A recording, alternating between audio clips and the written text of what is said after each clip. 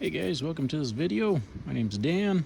Today I'm going to be showing how to tear apart a Q128, no, excuse me, this is a Q135 SDS pump. So I'm going to tear it down, we're going to look at it, diagnose it, find out what's wrong with it, and then I'll take the parts and I'll get them all cleaned up and I'll do a rebuild in a second video. So for starters, we're going to remove our eye bolt here. I want to take out the eye bolt, and then I'll remove the pipe fitting as well. And I apologize now for the wiggle of the video. I'm using a chest-mounted camera, so you can kind of see what I'm doing, but it does shake quite a bit. Let's see if I can get this pipe fitting out. I'm going to take it over here to this vise. And I don't want to clamp it too hard that I bend the housing. We will reuse this housing, so don't smash it too hard. I just need enough to grab it so I can turn this thing. And kind of slip there a little bit.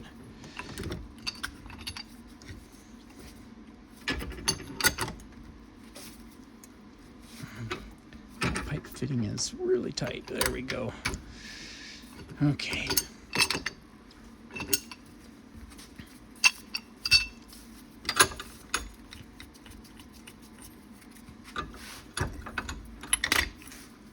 So now we got our pipe fitting off. I'm going to go ahead and I'm going to remove this cable guard.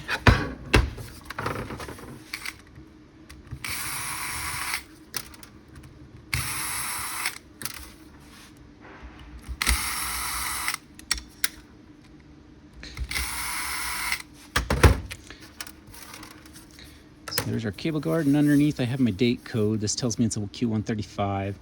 This is actually the 7th week of 2016. So this pump has been out for quite some time. From 2016, it's now, we're in 2025, and it was pump 9 of the production.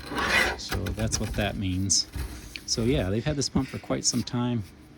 Done a long time, that's good. We like that. Sometimes it doesn't necessarily happen to last that long due to sand sediment, and this pump does have a lot of sand sediment, as you can see right there, all the buildup that's happened. It can withstand sand, but a lot of times they do not. Some sand is more abrasive than others. So I'm going to just strip these back. I'm actually going to put some power to it to run it, to test it.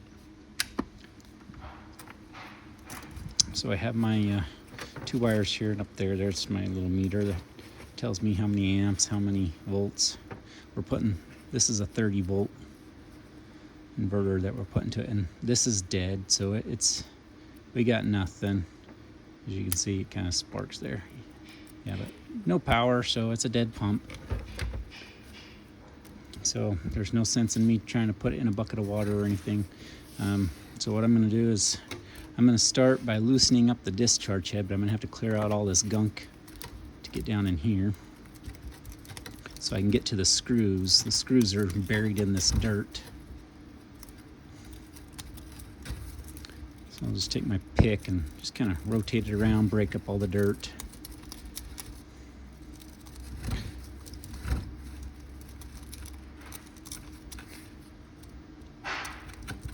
Once I have the dirt all broken up, just dump that dirt out, and I might run it under some water to flush it.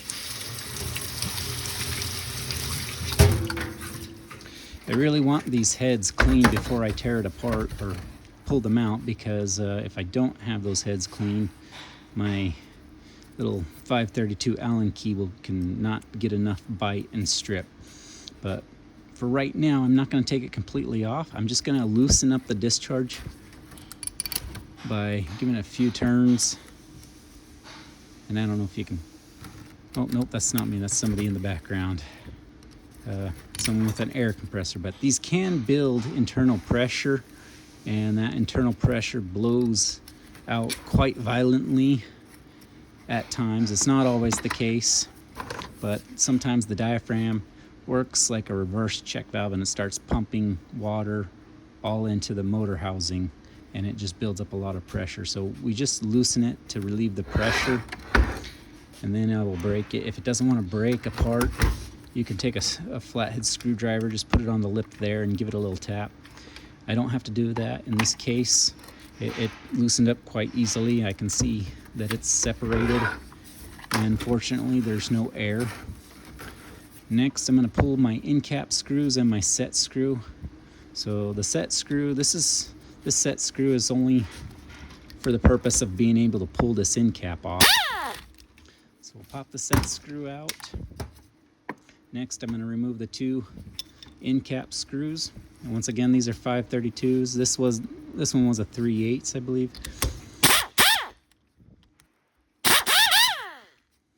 And once I pull these out, these can oftentimes tell me if the pump itself leaked by the discoloration of the screw itself, because water will get down, and you can see how the water built up along the screw. So this one did leak. So because it leaked, this end cap will need to be repotted. And so to kind of save myself some time and hassle, I'm going to clip these wires off. It may not be the case. It may be that the end cap potting is still okay, but that's usually very rare when I do find it like that. You know what? I'm just going to pull it off before I clip the wires, just to look at the end cap. But typically I find that the end cap epoxy gets burnt out. So we'll bring it over here. And I have my special jig that I put it in that helps me separate these things quite quickly. We do sell a pump puller toolkit, a smaller version that helps remove the end cap and housing. They are a little bit expensive, but it's because they're custom built by us. We have our welder who comes in, and we have him make them up. They work quite well, and can save a person a lot of hassle. Do you have to have an actual pump puller tool? Well, if you're creative and you have the know-how, you could probably figure out how to get the end cap off and the housing off. But it's sometimes it can be quite the hassle. So yeah, so here's your epoxy, and you can see one of our studs is completely burnt out. So this end cap's no good. I can't reuse this end cap. I'm gonna have to burn out the epoxy, and we'll stuff it with new wires and re-pour for a rebuilt end cap. So for right now, I'm just gonna clip these off, throw my wires in my recycling bin. And here's my end cap, and I'll inspect it to look around to see where my O-rings were, looking for any burnt-in water trail lines, if it maybe leaked through the end cap. That's very rarely the case. Most of my failures actually come because the diaphragm is worn out. Yeah, it looks really clean in here. It looks clean around here. This end cap, I don't think leaked at all. I'm not seeing any signs. A lot of times, I'll see trailing that will happen, and it will usually burn out, but the epoxy is actually still really solid. So yeah, that is good. I'll set that down there for now. Next, I'm going to remove the housing from the pump itself. I'm going to put a little extension on here, and we're going to push our motor and pump out the housing there. Okay. Sometimes it's a little stiff and tight. And here we go. So I'm just going to set it up here for now. If there's any water in the motor, it all drains down. I have a weep hole that I can dump it out. I take my housing out and I look at that, inspect it over. I look for any pitting that happens. A lot of times the electrolysis can get to it, especially once it starts shorting between those two wires. If I have an end cap leak, usually I can identify a spray pattern in like a form of a triangle. In this case, there's no triangle pattern. It didn't leak through the end cap, but I can see up here where the water has been trailing down, so it was leaking from the top. And this one's probably been sitting a while. There's There's no water in it. That's good. Makes it less of a mess for me. Clean my spot up here real quick.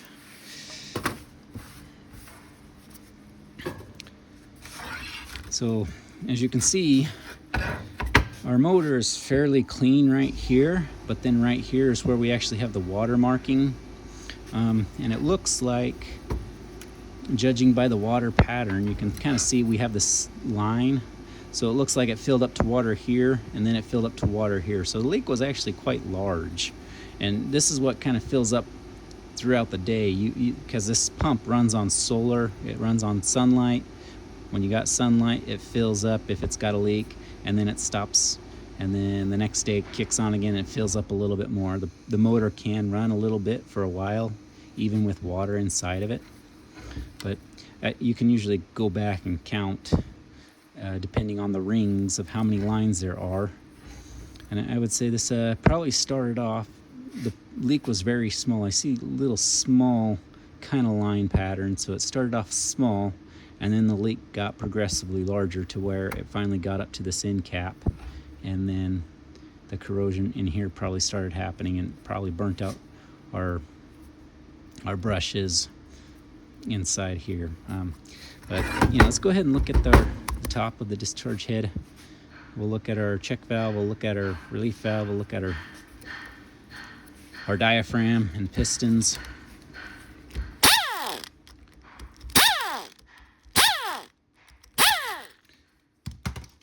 So pop those out. We got washers there.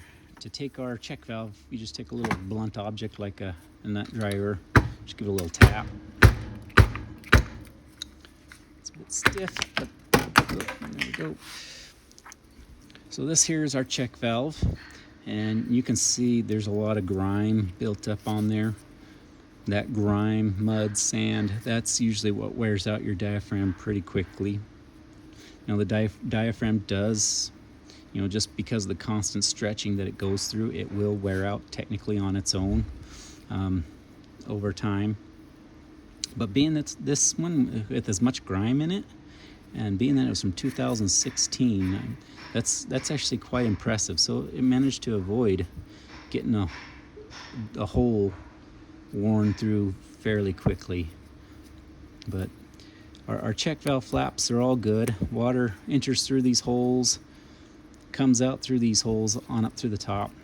We have our O-ring right here that goes in between, that seals our discharge port. And the check valve looks like it worked fine. If I were in a real pinch, and I could probably clean this up and it would probably be okay, it would probably work. However, this rubber gasket, the flaps, they do wear.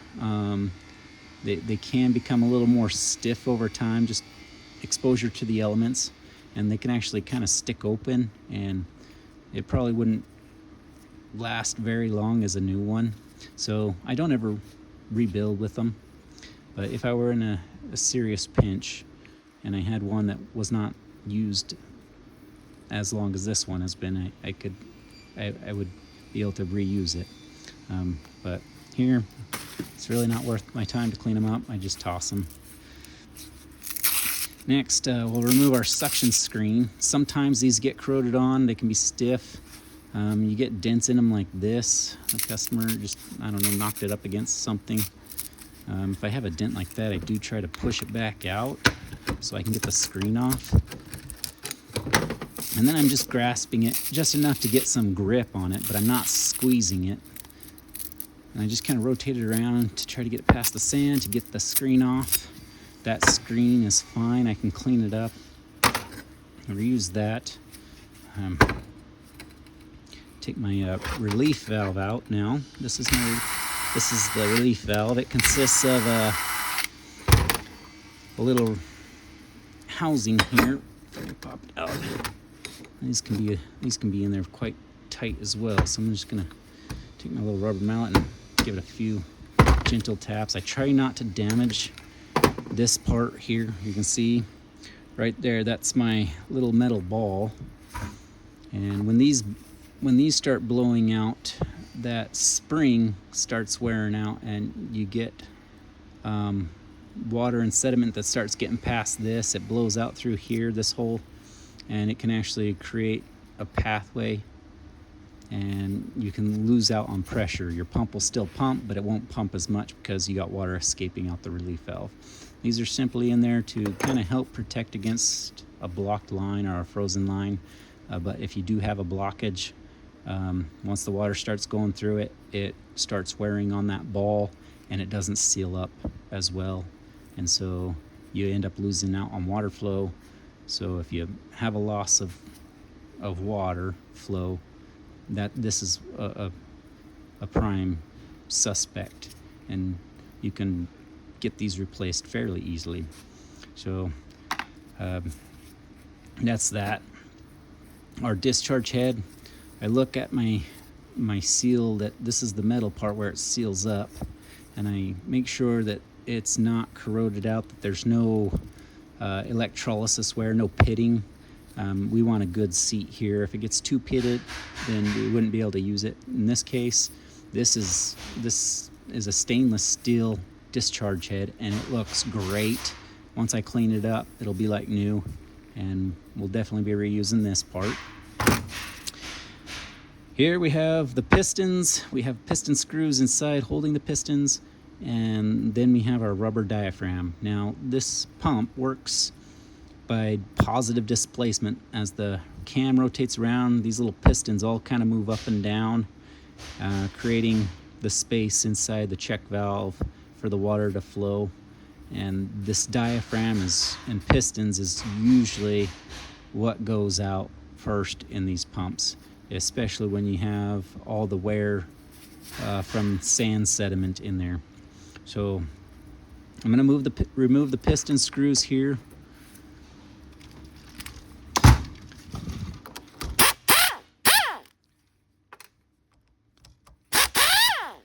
Just due to wear on the pistons and the piston screws, sometimes the stainless on stainless, it can gall and not get a good seat. So I don't ever reuse piston screws unless I'm in a serious pinch and I have nothing. Then I'll go find and inspect and clean them up really well, but usually that takes a lot of time, and so it's typically not worth it for me to reuse them. It's always better to be safe. So here we have our pistons, and typically what happens here, let's see if I got where'd my pick go? Here's my pick. Let me zoom in here real quick, see if you can kind of see the wear that I'm seeing. So you have these spots like this right in here. All this gets rough around the edges. You can kind of see how it's still really clean in this part. But we have this rib. This rib is what kind of seals and indents into the diaphragm and kind of blocks water from entering in. But if you get a lot of sand trapped underneath, it can actually start wearing down and get to this rib. And because of the rocking motion that these pistons do, it can rotate around and just kind of keep the dirt trapped in there, and eventually it can wear through that diaphragm, like having a rock in your shoe. You get a blister on your foot because of trapped rocks, So I look at these and I inspect the ribs to see what kind of condition they're in. A lot of times I'll see a trail going past the rib into getting further in, and once it gets past that, it then starts working down through the holes here. But this looks fairly clean, so I'm suspecting that this did not leak past the pistons. Rather, I think it was probably sand sediment that it just wore on the outer edges of our pistons and created a hole in our diaphragm. So as I stretch and flex around the diaphragm, usually I can find what looks typically like a hole right there. Is that a hole? Sometimes the holes are just pinholes. They can be really small and hard to spot. In that case, I'll just take a little toothbrush and I'm going to clean this up here, see if we can find a hole. The diaphragm is definitely looking really worn out. Let's take this off. Take a little soap here.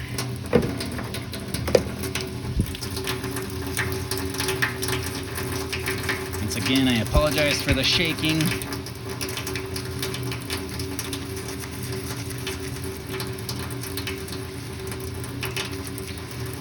And once I've got it scrubbed down really good, I can rinse it off, scrub the back end.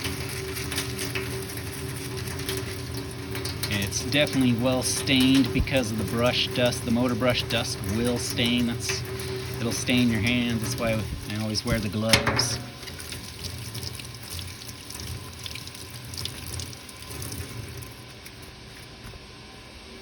Okay.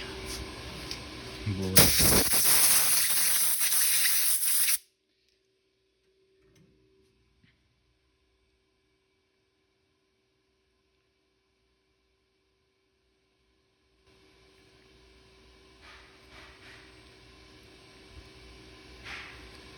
Definitely stretched out. I got a little discoloration stain spots, and that's something that once you get to that small little pinhole, you'll see like stain spots where the water's been pushing through and carrying the dirt with it.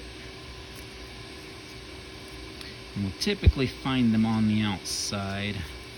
The diaphragm is really thin right here where I can feel. So this may just have one of those thin pinholes that it's really hard to, oh, looks like it right there. Nope, that's not it, that moves. You see a little black speck and then you think that's the hole, and then it moves and shifts around. But if you really get in there and you pull and stretch on it, sometimes you can get that hole to really open up.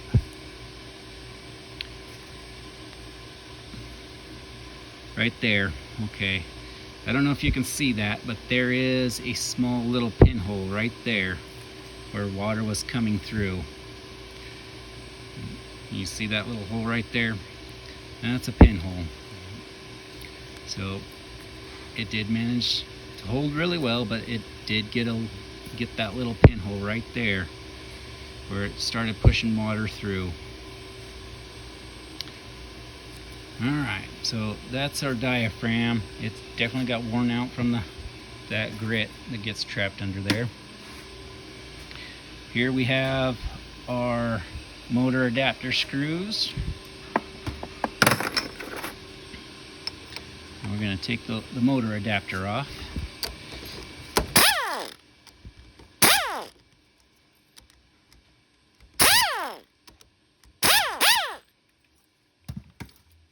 Typically, because screws are so cheap, I really don't reuse any of them. But once again, if you're in a pinch or you want to save money, inspect them real close, look them over.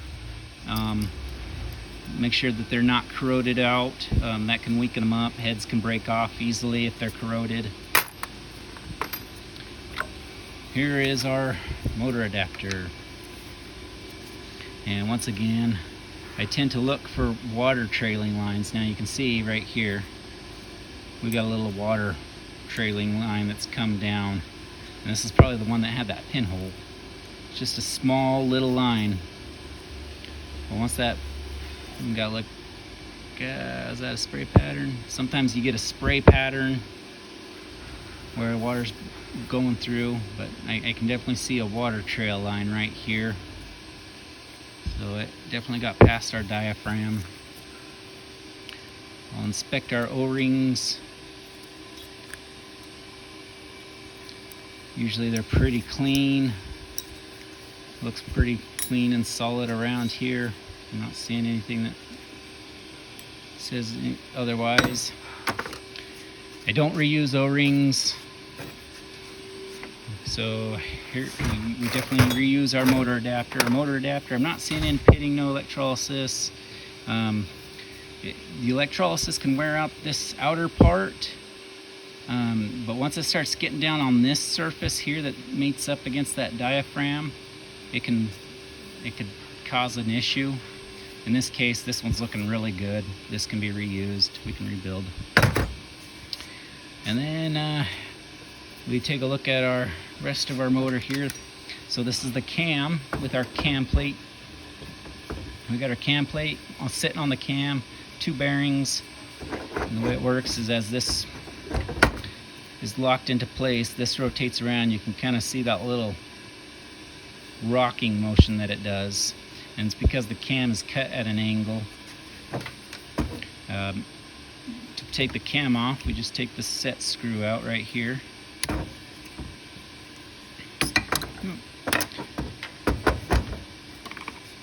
And we can pop that off, and there's our cam. Now that bearing is really stiff. Looks like it got a lot of wear. This cam plate, it's an aluminum cam plate. I'll check the threads later on when I do the cleaning up to make sure my threads are still good. But this cam plate looks like it could be reused.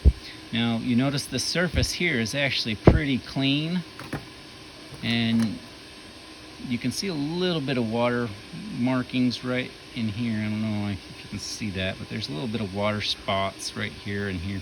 This is the condensation that happens as the motor gets hot. It steams up and trails back down.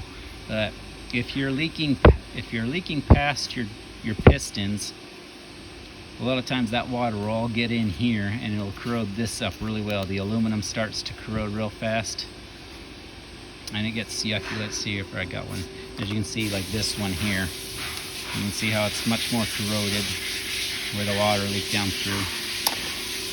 But yeah, this one's actually fairly decent, but I can pop this cam out. I throw out the bearings. We can put new bearings. We can clean both these up, and I can reuse this cam and cam plate. Our motor, once it usually gets wet, it will cause issues in the windings. Let's go ahead and pull our motor brush plate off. We'll look at the motor on the inside.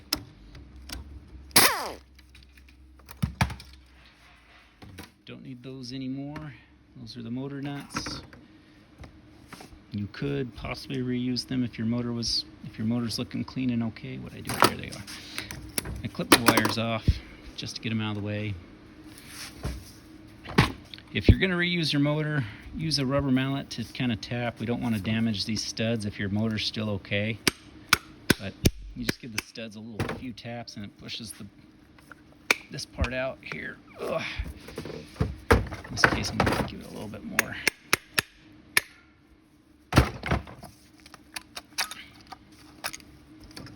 Okay, so I zoomed in too much here. Here is our motor. We have our commutator, and you can definitely see the wires they're no longer that coppery color. They've been coated with looks like some kind of graphite dust and anti-seize or something there, but we definitely have this motor core here. I could try washing it and cleaning it up, but it's not going to be worth my time, only to discover that it's got some winding that the epoxy rubbed off and it burnt out. So this is no good. It's been flooded out. I can't reuse anything on this. The bearings are shot.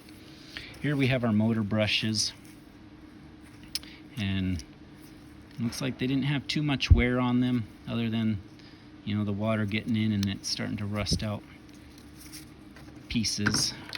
Right here we have our wave washer.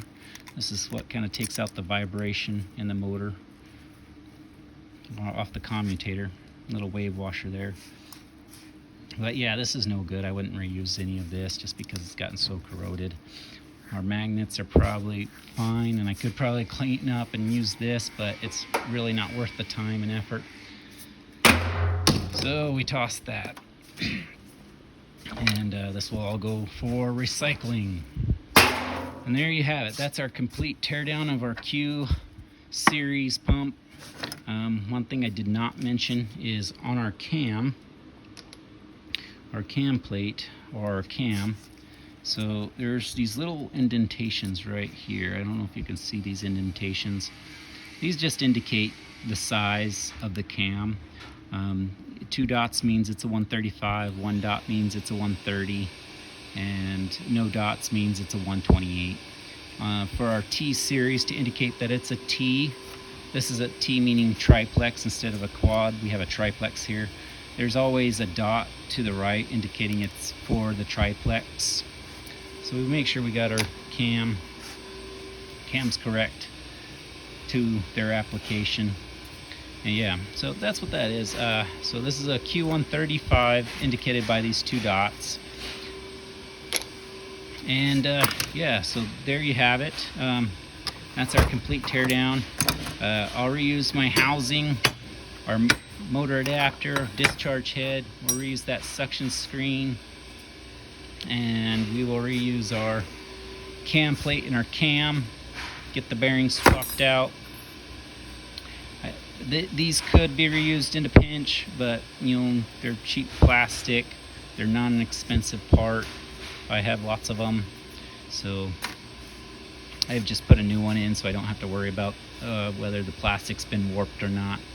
But yeah, there you have it. That's our complete teardown. I hope this video helps you understand what I've done and explains how the pump works. This is part 1. Stay tuned. I'll show you the complete rebuild of putting it all back together once I get these parts cleaned up. I'm going to spend about maybe 30 minutes to an hour getting these all cleaned up. I take them back to a little sand blaster. I have a tumbler and whatnot. So yeah, there you have it. Thanks for watching. I hope you enjoyed the video. Once again, I apologize for the shakiness of this camera.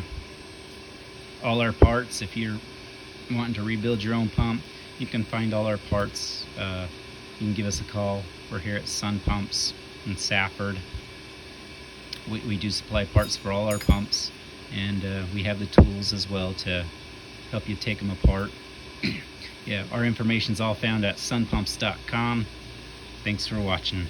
Have a good day.